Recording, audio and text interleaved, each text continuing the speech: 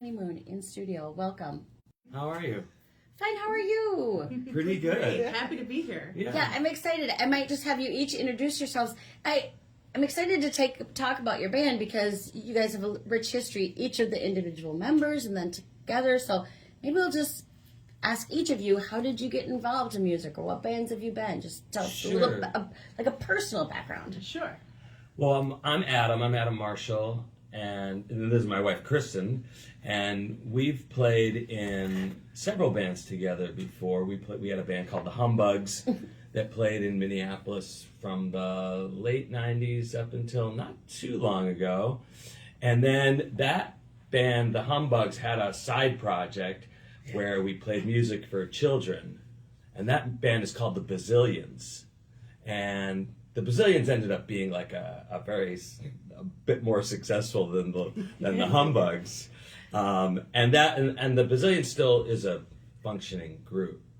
But we now have this band called the Long Honeymoon with it's Kristen and I and 5 other local musicians. A large group of people. It is, yeah. It's a big band.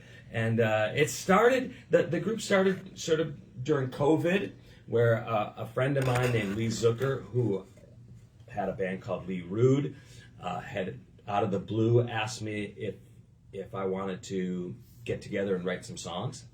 And it was just sort of coming out of the tail end of COVID, and people didn't have much to do.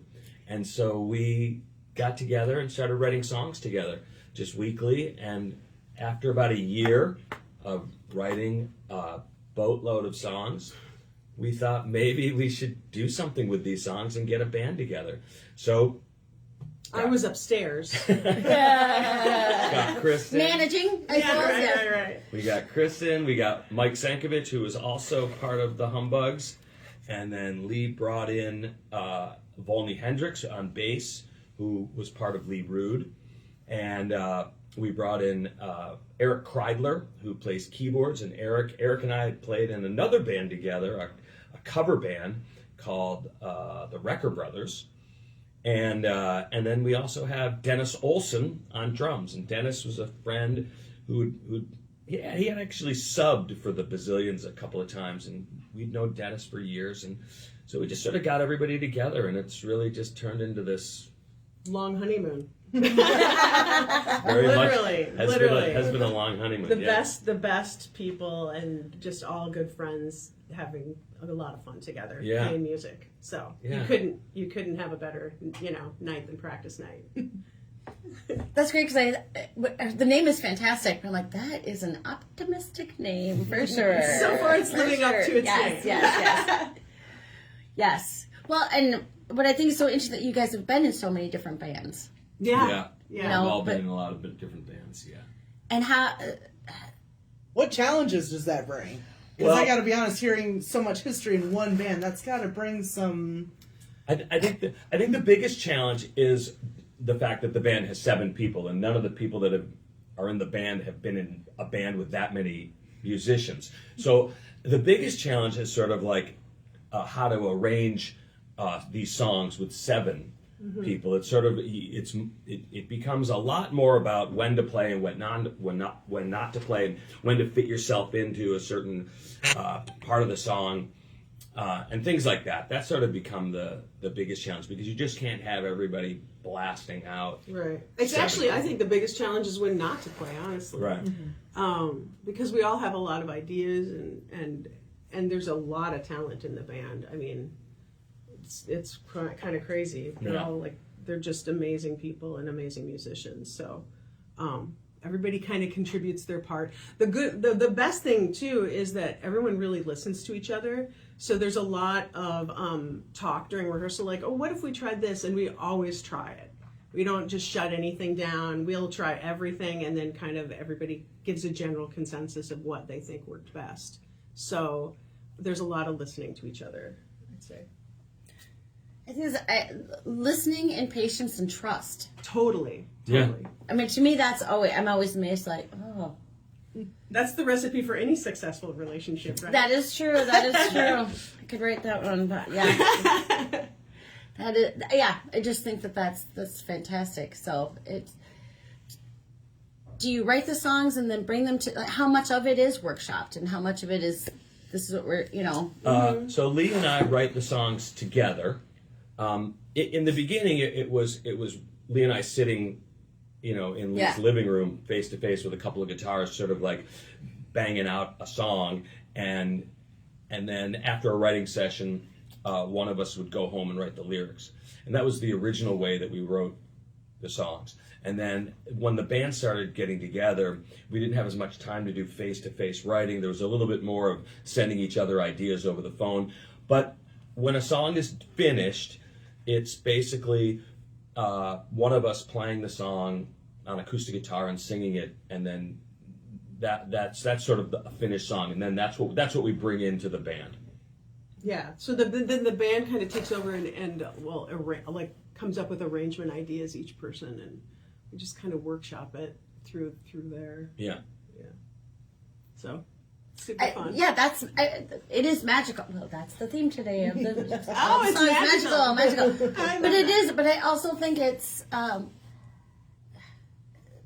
I think sometimes it takes a wisdom that maybe you don't have when you're 22. Yeah, probably. And I'm going to say you guys are probably 28. Nailed it. Good. How did you know? Yes. Well, but also with the experience of having been in bands and stuff, like you just, and again, that comes to that patience and everything else. But I just Right. I think when you're young, you really always want to go for it because you're trying to prove yourself. Yes. You know? And at the age we are at, 28. the 28, that's kind of behind us, and now we're really doing it for the love of the music. Yeah. And that's really what it's all about. Yeah. So. Well, the idea that you do it for the love of the music, because everybody thinks they are, but I think sometimes it's for the musicianship. Yeah, musicianship, sure. Yeah, thank you. And it's again that's something you grow through, I think, as you get older. Yeah. Well, and I wanted to ask a little bit. Funny that the children's band, the Bazillions, would take off more than the other. And how did you feel about that at the time? And how did that's? I mean, I feel the same way that I feel now as I did then. It's fantastic because it's great to be able to play music for a living. So that's been incredible. So I love doing it. Do the two worlds ever overlap between the kids stuff and then what you're doing with Long Honeymoon, or? The only overlap would be some of the musicians overlap. We've never played a gig together. But what about the ideas behind the music? So obviously the kids stuff probably has a different demeanor than the Long Honeymoon. Do you ever actually, the line? Part of the charm of the Bazillions is that it is when we started the Bazillions, our kids were younger, and some of children's music is so simple that it can really mess your head up as an adult because you're like, I can't hear about the fruit salad anymore. I wonder if I know that song. Yeah. So I mean, and they are great. They're great for what they do. It's just we wanted to try something where it was maybe music that adults could listen to that had kid-centric lyrics.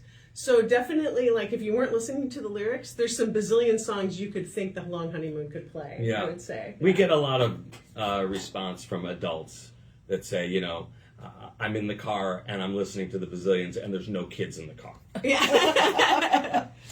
So yeah, I mean, who doesn't still love mac and cheese, right? Yes, right, exactly. But that is a gift because anyone with kids knows they want to play that one worst song again and again and again, and it's hard to build a love of music with your kids when they have the worst taste in when you're going crazy as they are listening to the same. Well, that's where the Bazillions come in. Yeah. Well, that's what I'm saying.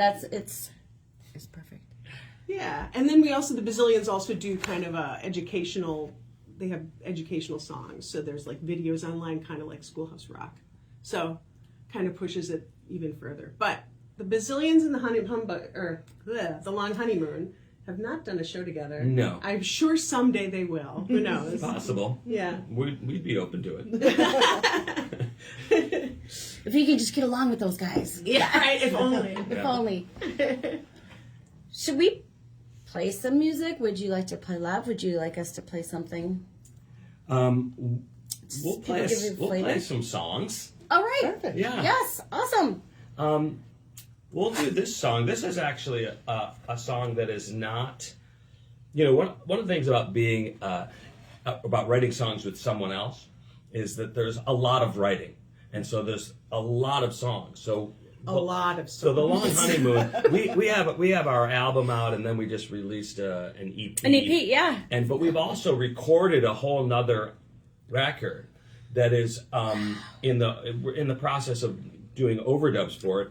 And then even beyond that, there's newer songs still that are sort of for like album number 3, because there's so much material with the Long Honeymoon, right? I think that has a lot to do with both Lee and Adam are very prolific songwriters. They're just never stop writing.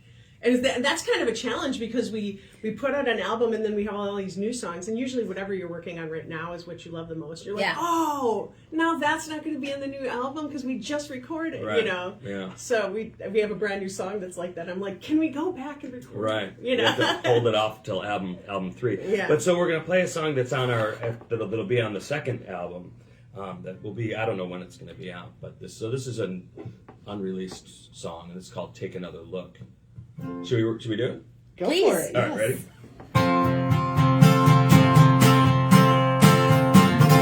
I'm never gonna be the one to chase your fears away. I'm never gonna tell you everything's okay. I'm never gonna see a cloud, think of what's behind. I'm never gonna promise there's a silver line. I don't wanna lie. The sun is going down another day.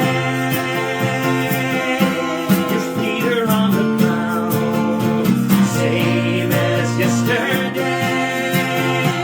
Everything you fear may not disappear, but we will still be here. Take another look around. I'm never gonna tell you that there's a bigger plan. I know that there are things we cannot understand. Some battles may be won or lost by the force of will. That doesn't mean the current one is not uphill. But even still, the sun is going down on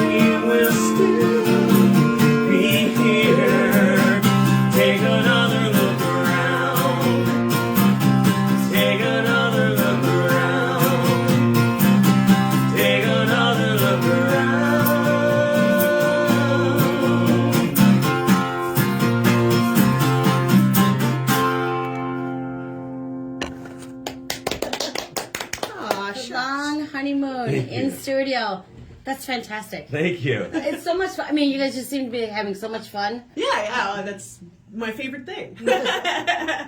Smiling's my favorite. Yeah. Yes. How did you two meet through music, or did you find a love of music through one or the other? But It's all sort of intertwined, right? We met through the theater because we used to be actors, and we were working at a theater in Omaha, Nebraska. Actually, we were rehearsing in Omaha, Nebraska for a tour of the show A Christmas Carol, and that's how we met doing theater, rehearsing in Omaha. But then really in our spare time we ended up I had always played music. I'd always written songs, and actually I had this will date me a bit. I had a bunch of songs I'd written out, and I had a cassette, and I gave the cassette to Kristen, and because as like actors, a mixtape. I know. Oh, it was a mixtape of my own Of his songs. own stuff. that's amazing. Sorry, so- I had to. No, that's great. And as actors, we worked together, but then we didn't work together because We weren't in all the same we scenes. couldn't always be in the same You're place. skipping a really good story. Oh, sorry. Go ahead and Well, tell me what I missed. No. Well, prior to him handing over the tape, so I was in scenes with all these young children. One of them was like a tween, and I wanted them to be comfortable with me. So I asked the tween. I was like, "What music do you listen to?" And Adam, it was in like sitting in the house of the theater, like waiting for his scene. Yeah, we were sort of like rehearsing the show, like in a theater. It was kind of like dress rehearsals Yeah, or I think something it like was dress that. rehearsals. Yeah, and so I was sort of just sitting in a row of seats, and Kristen and this 13-year-old boy were like sitting a few rows ahead of me, and I could hear their conversation. And she was like, "What kind of music do you like?" And I forget what the He was like, he all rattled off a bunch of 13-year-old. Yeah, 13-year-old Yeah. stuff. And then the boy said, "Well, what kind of music do you like?" to Kristen, and Kristen said, "Oh, you probably don't know any of the music I listen to." And I was like, "What?" Like I heard that, and I was kind of like, Who does she think she is? what kind of musical taste is she gonna like rattle off? And he was like, no, what kind of music do you like? And so then Kristen rattles off about like 3 or 4 bands that I was like so into, and I was like, I like hurtled over the seats and like pushed this 13-year-old boy out of there. Beat it, bud. And I was like, wait a minute, you listen to these groups. And so that was really the moment that we met. And but And we went to lunch that day. yeah. And stuff started another long honeymoon. Wow. That's some fast moving right there. Well, I mean, we all had lunch together. It was lunch break. All right. And but getting back to that story about the cassette, so I had given this cassette of these songs that I had written to Kristen, and then and she was working at a theater in Pennsylvania. Yeah. And I was living in New York City, and sorry, this went from Omaha to. Yeah, we're traveling. Yeah, that's the a world. lot of traveling. It Yeah, is it when was you're a lot. an actor. It is a lot of traveling, and I went to visit Kristen in Pennsylvania, and we were in her car, and the cassette was in her car, and she was playing the cassette of me singing these songs, but then she had added harmonies on top of the songs, and I was like, I couldn't believe it. I'd never heard the songs like that before, and then that really started like more songwriting and working and singing together. And actually, when we would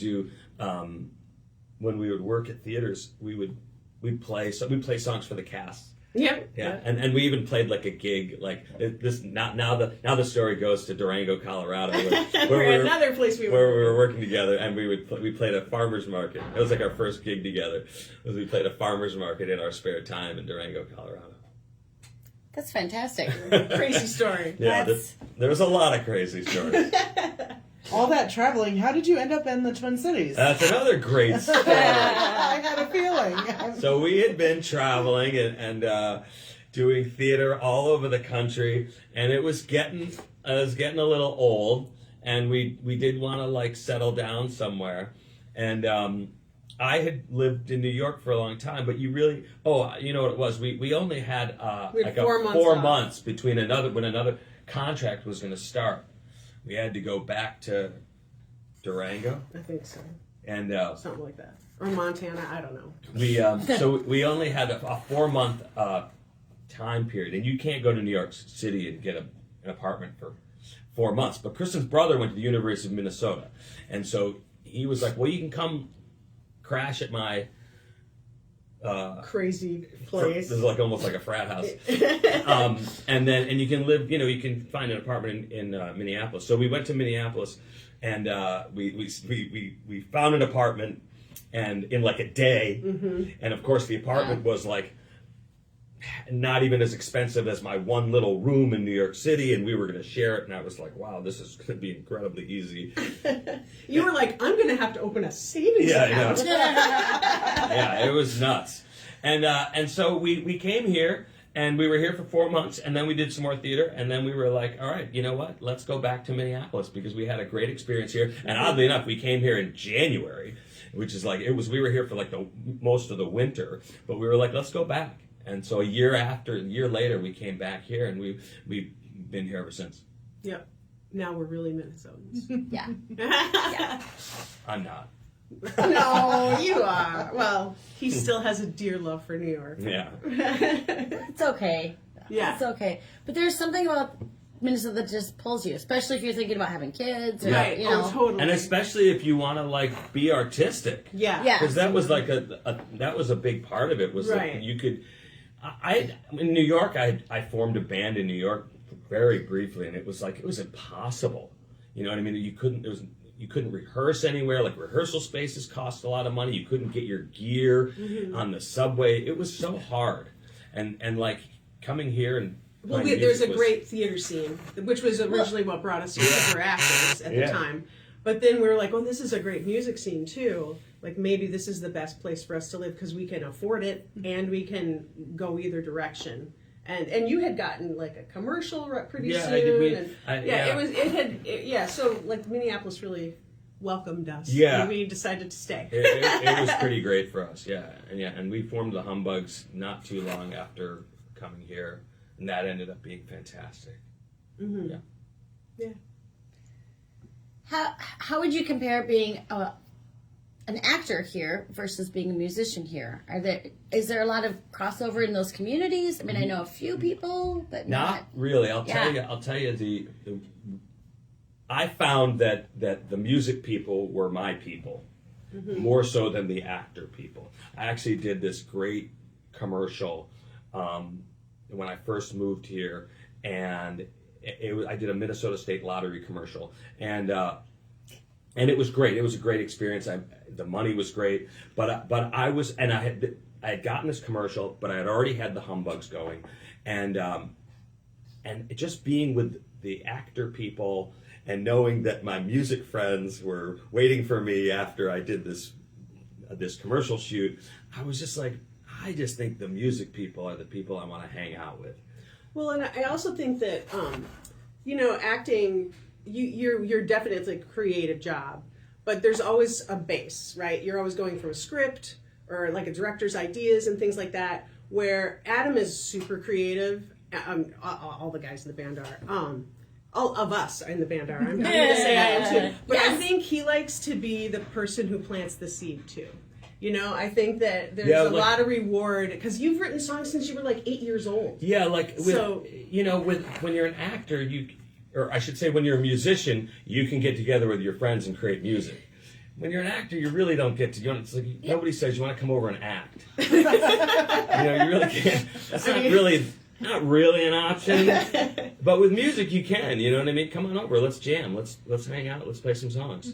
And then your creative outlet is always going. Mm-hmm. I like that a lot. And we just had more control too of our art by being original musicians. Yeah. So which was nice as we were getting older, and we had learned a lot before, and now we can push that forward.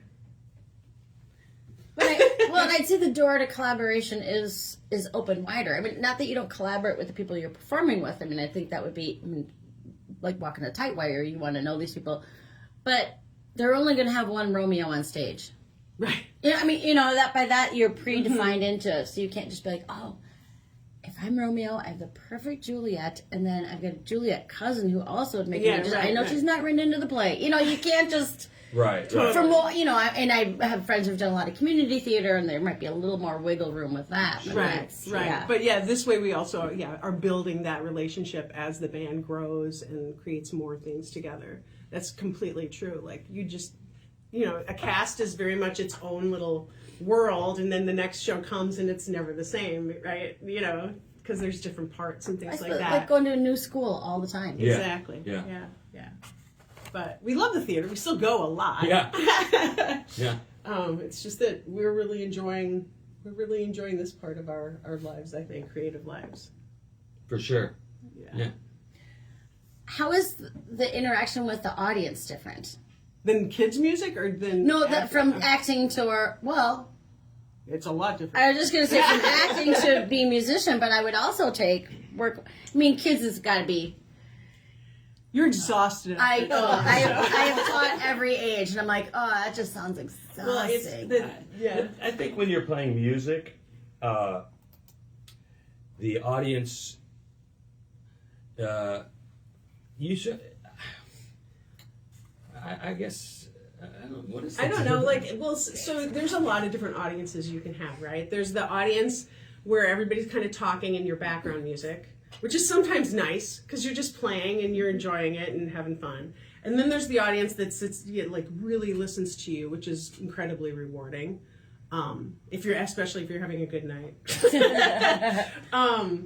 But there's just a lot of different audiences, I would say. That's true, yeah. Whereas the difference with the children's stuff is that, kids are all in.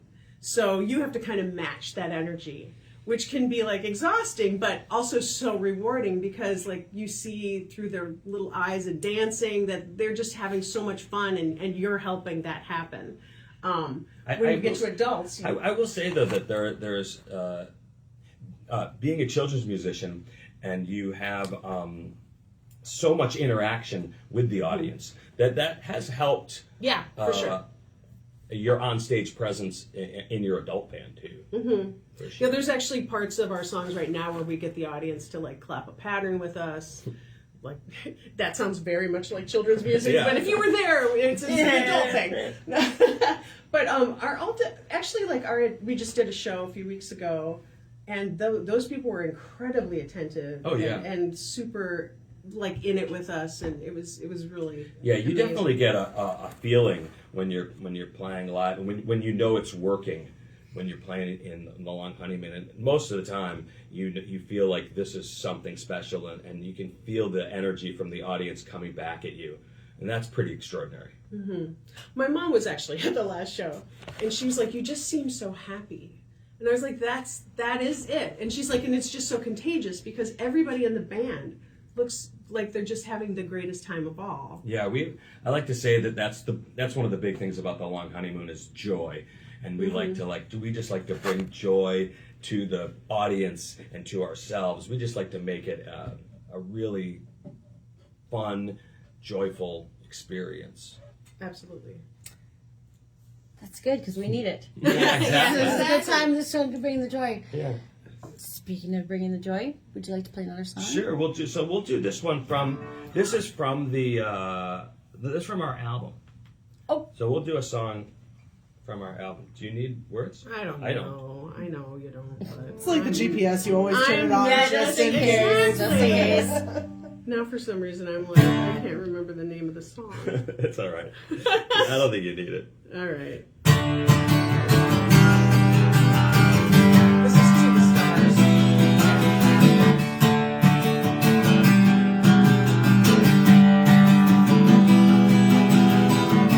Never knew about anything, everything, always missed me. Out of tune when I wanna sing, if I could, then I would be standing up and tearing up the songs you wanna hear, that blow away the fear, and all the kids can cheer, all the kids can cheer.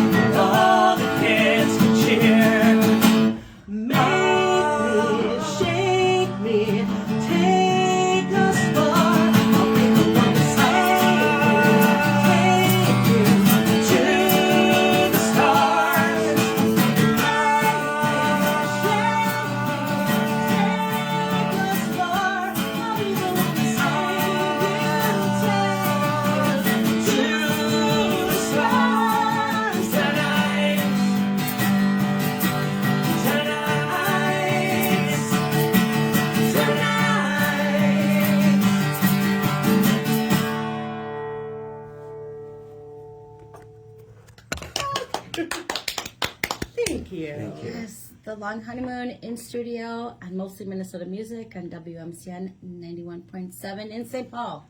Woohoo! Yeah, that's a lot of joy. Thank you. Ah, That's it. thanks. It's yeah. Where do you get the inspiration for songs? Just lyrically or musically. Well, you sort of mentioned that the music comes first, and then someone writes the lyrics. Is that you? Not that may have been always. just the one song, but you just mentioned okay. When yeah. Lee and I write together like that,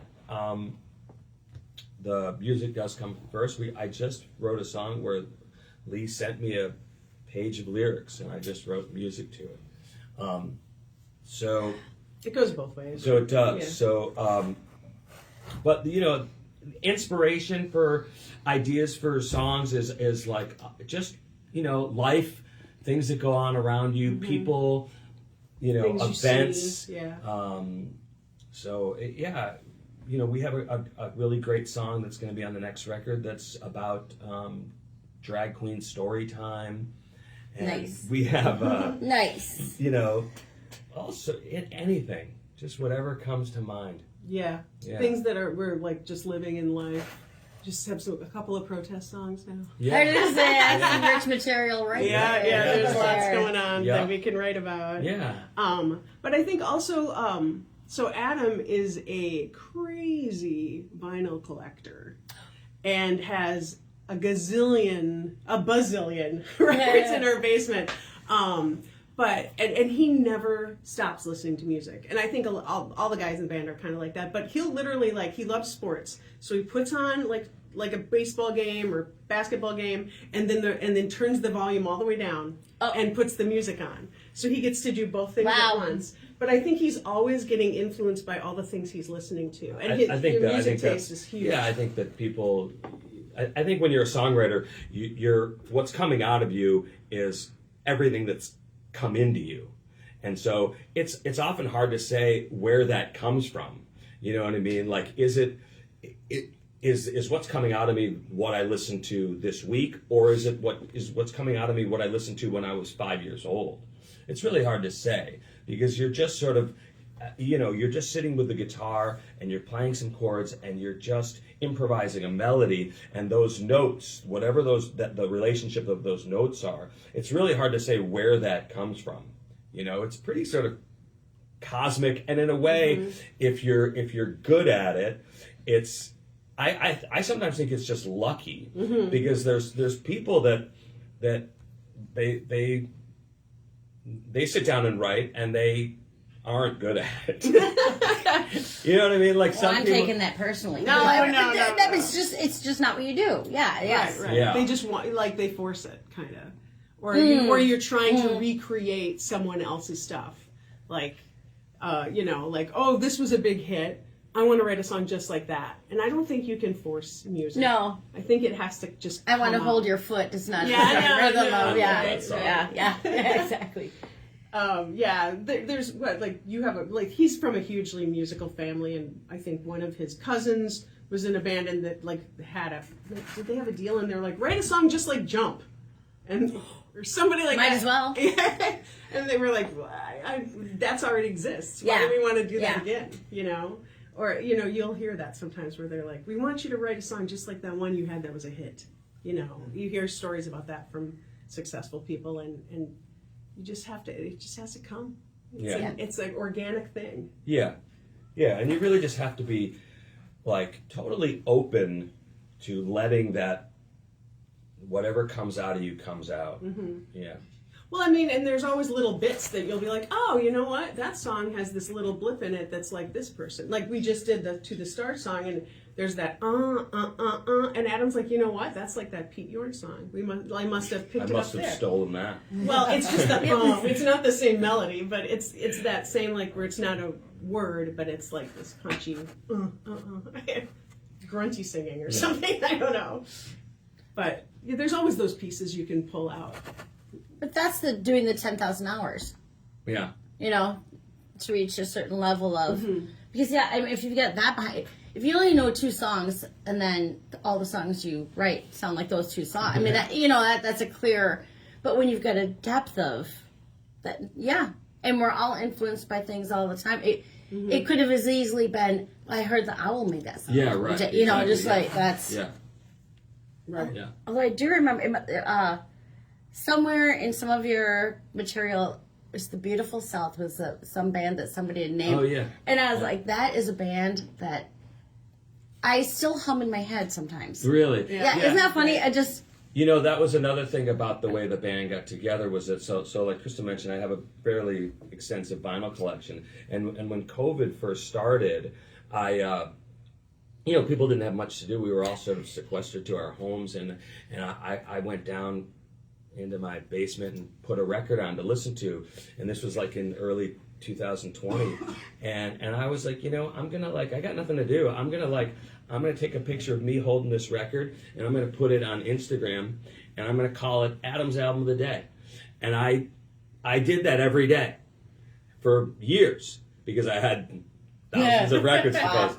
And Lee, the other songwriter in the group, he was following me on Instagram, and he was like, hey, Adam's got a lot of these cool records that I also really like. And so... Wasn't he like, why are we not best friends? And so that was the reason why he reached out to me initially, was because we had this musical commonality. And the Beautiful South was one of those bands that I had been, that I posted a record of theirs on my page, and he was like, Adam's got a Beautiful South record. How cool is that? Yeah. It's one that they were never that big here. No. In the UK, they were much bigger. But yeah. That's Yeah. That if you had said the House Martins after that. Cause Yeah. Those were the two, We love that band. But it's very much a fun. Yeah. Well, some of their songs are a little dark. They're in a fun way. They're lyrically they're dark. Yeah. Right. They can be, but musically it's very beautiful. Well, it's the Beautiful South. The Beautiful South. The music is always so, pretty and ornate, and it's beautiful. It's great stuff. It's kind of nice juxtaposition like that. Yeah, exactly. Yeah. Dark lyrics, bright. I do like that. Yeah. I'm a sucker for that kind of. Yeah. Right. I love that too. I'm looking a little bit at the clock. Would you guys like to play one more song? I was thinking we could just play one from our record. Yeah, awesome. Yeah, because then there's we'll have 7 of us on the record, so it'd be cool to hear how all the 7 Good. contribute. Yeah. So we were gonna play. This is a song. Can you play "Looking Back at Me" from our record, "The World Is Waiting"? Yes. You want to tell us a little bit? Yeah. about Sure. This it? was the first single that we put out from the record. What else can we say about this record? About this song? Well, I mean, I like it because it has like a keyboard solo. Like, there's a lot of everybody kind of gets to show off, and I think it's an interesting. I don't know. The lyrics are super interesting. Yeah, it's about the lyrics are about like a robbery gone wrong. You probably might not get that from listening. Oh, I did not get but that. But that's really what it's about. It's about these two people that are involved in a crime, and the one person is telling the other person to just get out and don't look back. Don't look back at me. Get out while you can. And wow, I thought it was about somebody who did something terrible and was telling the person just, well, I'll take it. That is. I mean, it is. That is what it's about. I was thinking relationship Right. or yeah. But it's actually not. It's actually about a crime gone wrong. I've always wanted to write a crime gone wrong song. Who isn't? All right, let's hear it. Yeah. Ready? Yep. The World Is Waiting, right? No, it's called "Looking Back at Me." Why is that not? There we go. There. There we go. So this is still on, but on the radio. Then we'll just hear this. Yes. Awesome. Oh, good. I'm glad that you did that. I was half wondering if that, because it's fun to hear with the full band and Yeah, then totally. as well. You're gonna fall down. Yeah, no, I'm gonna put this over here. Can I grab? I'm gonna grab. Can I grab a sip of my coffee? Oh, Yeah, that's what we. Yeah. Well, this was so fun. Well, yes. Thank you. Yeah, when we come back, we'll ask about the upcoming shows, and then Great. so we try to. Do you know the dates of the upcoming shows? May I have- 17th and June 12th. You are awesome. They're always looking at me. Do you know when it is? I'm like, Ah. I do a lot of the other things in the band. I don't do the booking. We all kind of Oh have yeah, our you own have little- the shows. Yes. Yeah. Okay, Yeah, cool. and then we'll kind of wrap it up because I always like to model being done on time for Yes, of course. for the next DJ who may or may not show up. Oh really? That's hilarious. Adam will Yeah. take over. What happened? I worked at my college radio station. It's very lax here. You know, I mean, it's not, you know. It's fun though. I love that you do it. Yeah, it's super fun to do. I really enjoy for doing sure. it. But You're yeah. a very good interviewer, both of you. Oh, guys. well, thank you. Yeah.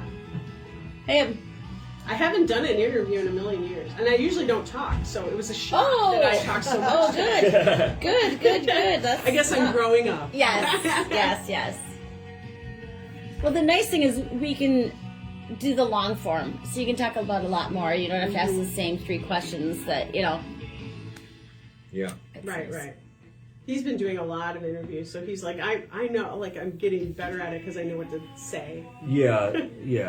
You know, it is nice to get to that point where you're like, okay, I'm going to tell this story now, and I've told it before, and you know, it's kind of like you hear. Not that I'm comparing myself to Paul McCartney, but like you hear Paul McCartney in an interview, like he tells the same stories, like he's been doing it for like 30 years, and he's really good at it. Yeah. Because he's been doing it. Doing the same. Yeah. He keeps getting asked the same questions. You know what I mean? And so it's nice to be able to. It's actually a really good feeling when you're like getting more and more comfortable doing, you know, telling the stories. So. Yeah, that's good. It's good. Good stories there. I heard a door close. Maybe you do have the next person. I think that's HVAC also has been going on. Oh, yeah. Yeah. I did not know this was a robbery gone wrong. Yeah. That's hilarious. Here I am. We've been singing it for Do you, you. I brought you I didn't know how many people were going to be here. Do you have a record player at home? I do. But if you give it to me, I'm going to review it, because Lee already asked me and I forgot to grab one the other night. Oh. I'm Girl at the Rock Shows. Oh my God, no way! Oh, why didn't you say something? Because I like to keep it hidden. It's part of the game for me. People I realize. wait until people figure it out, or at the end they usually hear me sign off. But Well, thank you so much for writing about us. Absolutely. Well, I mean, if you don't have a record, you should. But wait, do you not have... I didn't get one. I forgot. I had to buzz then out. it's You can yours. have Sure, it. you, I'm man. going to review it, though. Is that You okay? can review it. Yeah. Of course. Thank you. Yeah. Oh my gosh, that's fantastic. Why did Krista tell me that you... It's we're all in on the game. I love that. Looking back at me, at the Long Honeymoon, who we have in studio. Yay. Yay. It's fun to hear the full band. Yes. I know, yeah. Yeah, I wish they could all be here, but they probably wouldn't fit in this room. It would be very loud. And Lee's in Morocco. Oh, well, Poor we could have guy. gone to Morocco and Yeah. just I know. remote this. That would have been okay. That would have been I've awesome. been good with that too. I know. Wouldn't that be nice? That would be really... You got some shows coming up? Yes, we do. We have May 17th at the White Squirrel. And is that a Saturday afternoon? Oh, I don't know the name.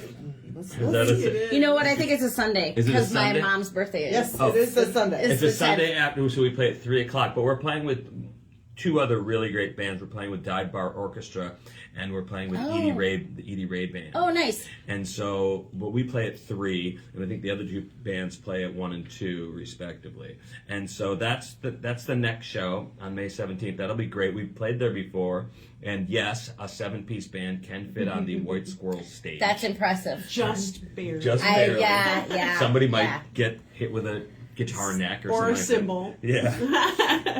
And then we have, I think it's Udapils, right? On maybe June 12th? On June 12th, we're playing at Udapils. We've never played there before, so that'll be fun. It's a great place to catch music. Really? Yes, I've seen we're a couple of excited shows about there. it. It's great. I'm Awesome. super excited. So about we're that. gonna do that one, and then there's another one too. After that, there's one at the Memory Lanes. Oh.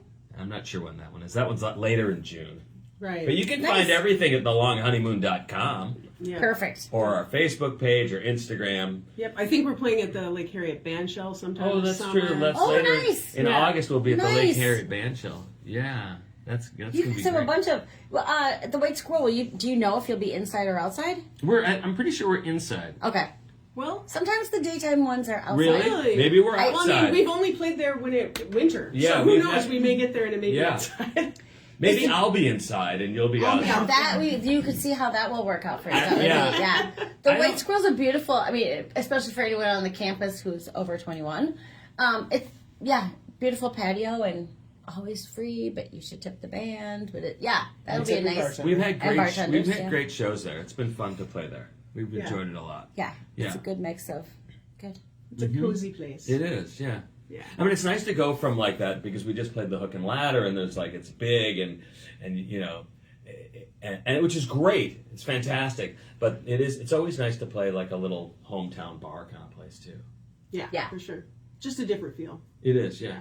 And we play totally different songs. Well, not totally different, but because the Long Honeymoon has so much material, the set gets changed up quite a bit. Yeah, I think we're playing maybe like a couple songs that we played at the last show, but almost all of them are things we didn't play at the last show. Yeah. I like that. Yeah. And I think that, you know, Hopefully that keeps people coming out to see us. Yeah.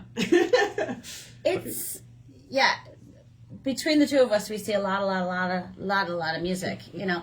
And there are bands that we've loved the first time, and then they come in town a year later, like that is the same set they did the last time. Right. You know, like that's Yeah. You will not get that with the Long Honeymoon. no, and I think that's a good thing. I mean, even think, you know, some of the people that I see more regular when Charlie Parr does his residency at the Turf Club. No, he may play one or two songs Right, through every right. show, but no, it's different line, It's different. which is, you know. And it's interesting too because everybody kind of takes turns making the set lists. So it's interesting, like Volney will make a set list, Yeah. and we'll play through it and make sure everybody's cool. But like, and then Lee will do one, Adam will do Yeah. one, Eric Yeah. will do one. Yeah. So it's kind of fun. And so everybody gets to put their favorites in. Yeah. I like that. I do too. It's great. Yeah. But I don't think you love making the set list.